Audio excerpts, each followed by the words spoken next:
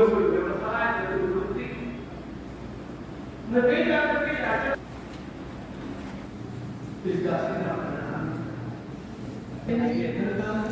आनंद चल रहा है, सब बढ़िया। एक भूख का कथा और रुचियों की कठौती करते हैं राजन।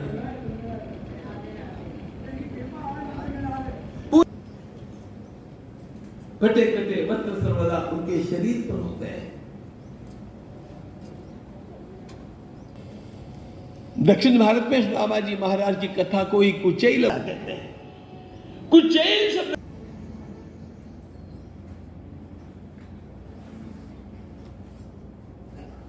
भगवान सुखदेव जी महाराज वर्णन करते हैं राजन, गरीबी इतनी है, भोजन दिन में एक बार होता है और कभी कभी सप्ताह में 2-3 बार वो टल भी जाता है। तस्य भार्या कुचैलस्य चुभ्यामा, शरीर पर ठीक से वस्त्र नहीं, पेट में पर्याप्त अन्न नहीं, रहने को ठीक से नहीं, लोगों को अपनी विद्या की कदर नहीं, ऐसी स्थिति में भी उपहास, उपेक्षा, इन सबके शिकार होकर के चित्त को शांत रखना ये सामान्य बात नहीं।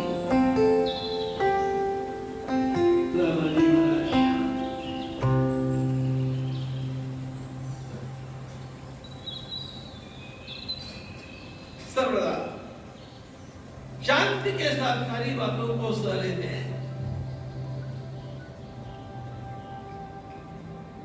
प्रपंच चलता कैसे है? एक ही बात है, अपने घर के ठाकुर जी के सामने यदि किसी ने लाकर के कुछ धर दिया, घर के ठाकुर जी के सामने यदि किसी ने लाकर के कुछ चढ़ा दिया, बस उसी को लेकर के सुदामाजी महाराज की संपूर्ण जीवन यात्रा चली है। यदृच्छयोपपन्ने, यदृच्छा ईश्वरेच्छा।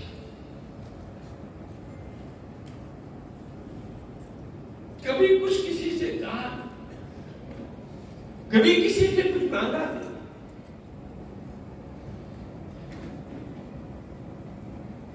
एक बात का ध्यान रखना, ये केवल प्राचीन सुदामाजी की कहानी नहीं है। आकाश में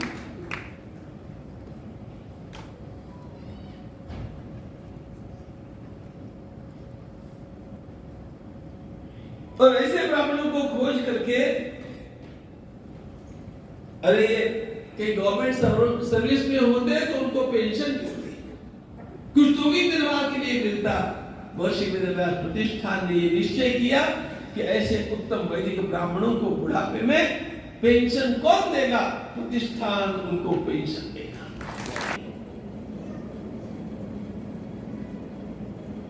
एक सुदामाजी महाराज अपने प्यारे कृष्ण की बात सुना रहे थे। क्या बताऊं सुशीले, मेरा कृष्ण है ना, आहा आहा, एकदम सुशीला जी की बात आपके मुख से सुना। कृष्ण उदार है। एक बार आप चले गए ना स्वर्ण की द्वारिका के वे स्वामी, तो कुछ देख करके लौटा है, और इतने बड़े घर का दिया हुआ थोड़ा सा भी है ना, अपने लिए तो बहुत दिनों तक काम आ जाएगा। जाइए ना एक बार। तमुपैहि महाभाग, तमुपैहि महाभाग, सापरायणो दास्यति द्रविणं भूरि सीदते ते। रात को सुनकर के सुदामाजी नाराज होते हैं। सुशीले, मैं कृष्ण के पास मांगने के लिए जाऊं, वे मुझे कुछ देंगे इस प्रकार की अपेक्षा अंतःकरण में रख करके जाऊं,